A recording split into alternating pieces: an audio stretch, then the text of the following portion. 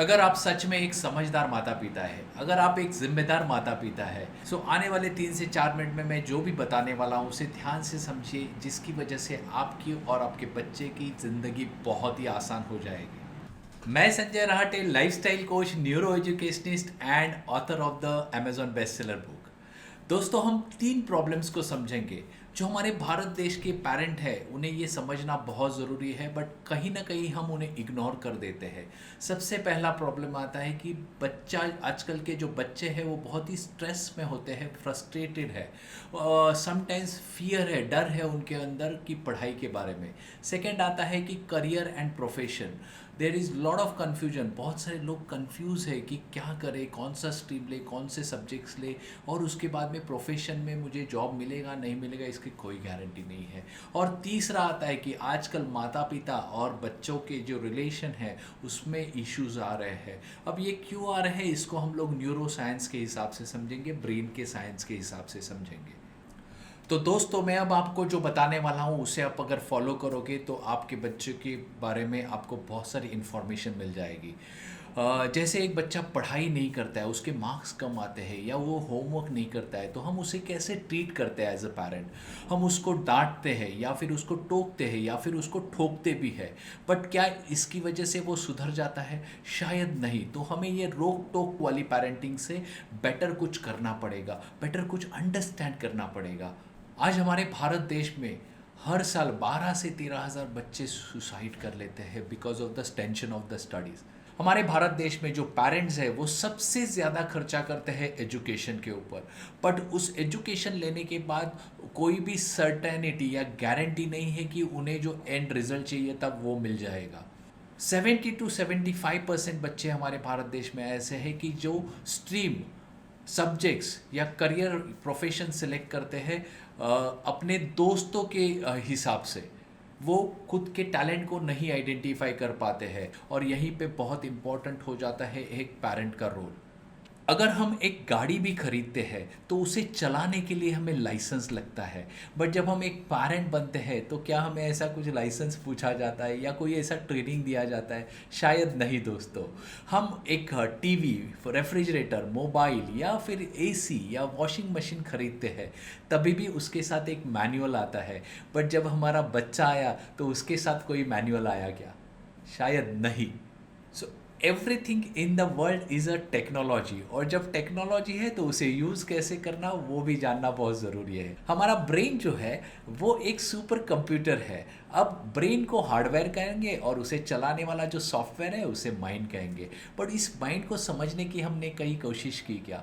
अच्छा, बहुत सारे पेरेंट्स कहते हैं कि हम हमारे बच्चों से बहुत ज़्यादा प्यार करते हैं, हमें हमारे बच्चे के बारे में बहुत ज़्यादा पता है, या हम अपने बच्चे के लिए सब कुछ करने के लिए तैयार है।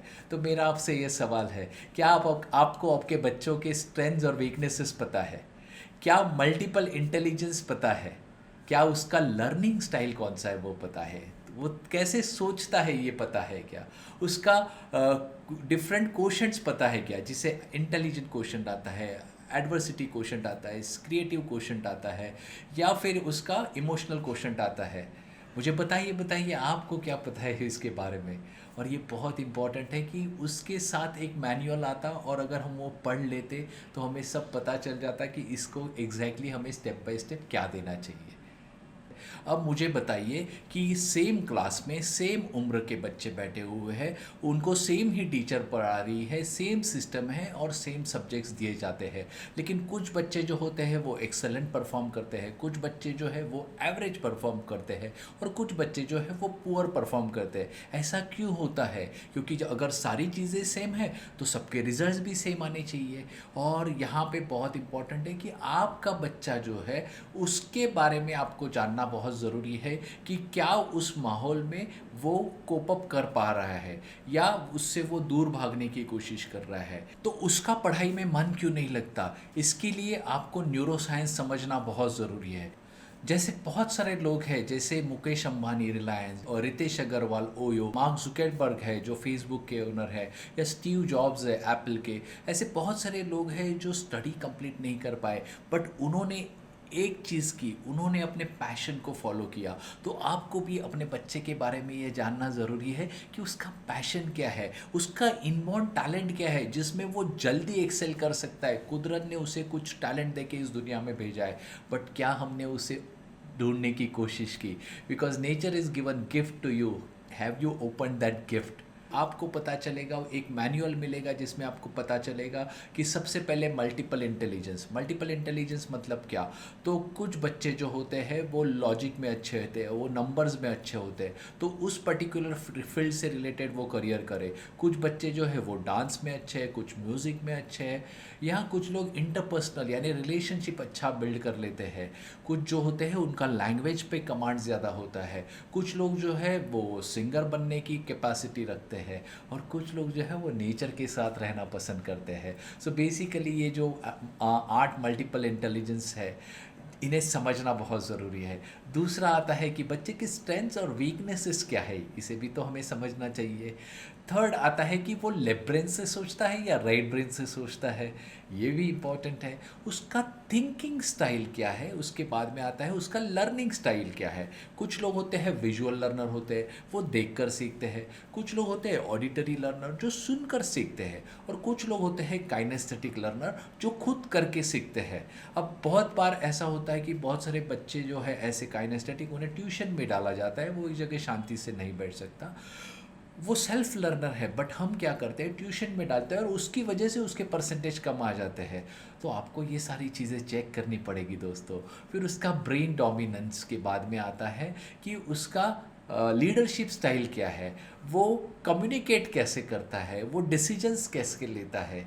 इसके बाद आता है उसके जो ब्रेन के लोब्स है, तो pre frontal cortex, frontal cortex आता है, उसके बाद में पेरिएटल लोब है, टेम्परल लोब है, ऑसिपिटल लोब है।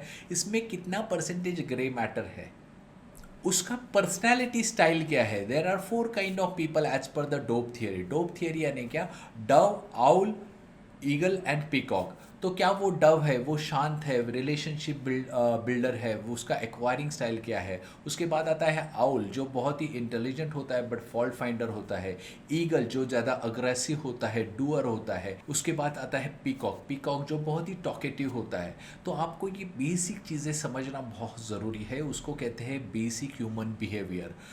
उसके बाद आता है कि वो कौन से डिपार्टमेंट में अच्छा काम कर सकता है। क्या वो अकाउंट्स में अच्छा काम करेगा, क्या वो फ्रंट एंड में अच्छा काम करेगा, सेल्स में अच्छा काम करेगा, या प्रोक्योरमेंट में जा सकता है, या प्रोडक्शन में जा सकता है। ये भी तो आपको जानना ज़रूरी है। उसके डिफरेंट क्वेश्चंस जो बहुत ज़रूरी है। IQ is a intelligent question, सबका फोकस वहीं पे है, बट आज IQ से भी ज़्यादा इंपॉर्टेंट है EQ यानी इमोशनल क्वेश्चन। उसके बाद में आता है AQ is a adversity question. Adverse situation में उसका ब्रेन फ्रीज हो जाता है या फाइट करता है, ये बहुत ज़रूरी है। एंड लास्ट आता है my dear friend creativity question. उसके बाद आता है उसका स्ट्रीम सिलेक्शन, कि उसके ब्रेन के हिसाब से वो साइंस में जाए, कॉमर्स में जाए या आर्ट्स में जाए, ये डिसाइड होना चाहिए। सो स्ट्रीम सिलेक्शन परसेंटेज के ऊपर नहीं, उसके ब्रेन के हिसाब से होना चाहिए। उसके बाद आता है कि उसको एक्स्ट्रा करिकुलर एक्टिविटीज़ क्या दे।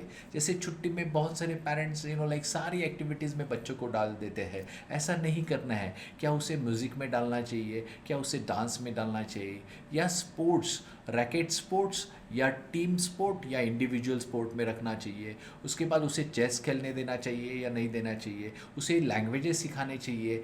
उसके ब्रेन के हिसाब से आपको एक्टिविटीज़ को सिलेक्ट करना है। इसके बाद आता है कि प्रोफेशनल करियर में उसे एग्जैक्टली क्या करना चाहिए। वो मेडिकल में जाए या इंजीनियरिंग में जाए, या वो MBA करे, या वो टीचर बने। ऐसे बहुत सारे करियर्स होते हैं जो ब्रेन के हिसाब से अगर हम सिलेक्ट करेंगे तो आपको मैं बता दूं दोस्तों, आप और आपके बच्चे की ज़िंदगी बहुत ही आसान हो जाएगी। And this is called neuro science. अगर आपको ये सारी चीज़ें जाननी है तो जिन्होंने भी आपको ये वीडियो भेजा उन्हें फ़ोन उठाइए, कॉल कीजिए और आपका अपॉइंटमेंट काउंसलर के साथ बुक कर लीजिए। मान लीजिए नेचर ने आपके पास जो बच्चा दिया है उसे हम एक सीड से कंपेयर करते हैं। जैसे आपके पास ऑरेंज का सीड आया, किसी के पास एप्पल है, किसी के पास पाइनएप्पल है, या किसी के पास मैंगो है। अब पापा को अच्छा लगता है मैंगो, इसलिए वो उसे मैंगो बनाने की कोशिश कर रहे हैं। और जो मम्मी है उसे अच्छा लगता है एप्पल, तो वो उसे एप्पल बनाने की कोशिश कर रही है। अब सोचिए, ये है एक्चुअली ऑरेंज का सीड, और ये जब स्कूल में जाता है तो स्कूल बनाना बनाती है। अब वो जो बच्चा है, यहाँ से मैंगो, यहाँ से एप्पल और यहाँ से बनाना बनाने के ऊपर कार्यक्रम चल रहा है, वो अपना ओरिजिनल जो ऑरेंज है ना, उसके स्ट्रेंथ्स और वीकनेसेस को भी भूल जाता है दोस्तों। वो खुद डेवलप ही नहीं हो पाता है। तो आपको ये जानना ज़रूरी है कि ये सीड किस चीज़ का है। पापा को अच्छा लगता है मैंगो, इसलिए मैंगो मत बनाइए। पहले उसे अंडरस्टैंड कीजिए कि वो एग्जैक्टली क्या अच्छा बन सकता है और उसमें उसे बेस्ट बनाइए। और सबसे इम्पॉर्टेंट, ये स्कूल की रिस्पॉन्सिबिलिटी नहीं है, क्योंकि वहाँ पे एक टीचर होती है, 30-40 बच्चे होते हैं, वो हर एक को इंडिविजुअल अटेंशन नहीं दे सकती। ये जिम्मेदारी हमारी है दोस्तों। As a parent we need to understand उसका टैलेंट क्या है, और उसे डेवलप करने के लिए हमें साइंटिफिक टूल्स चाहिए। और इसीलिए मैं आपसे कहूँगा दोस्तों कि स्कूल का जो सिस्टम है वो शायद, मैं जो नेक्स्ट पिक्चर दिखा रहा हूँ, ऐसा काम कर रहा है। बट आइडेंटिफाइंग द टैलेंट और उसे सही तरीके से डेवलप करना, ये हमारी जिम्मेदारी है। उसके रूट्स को स्ट्रॉन्ग करना, ये हमारी जिम्मेदारी है। और इसीलिए मैं कहूँगा, जिन्होंने भी आपसे ये वीडियो शेयर किया, पहले तो उन्हें थैंक यू कहिए।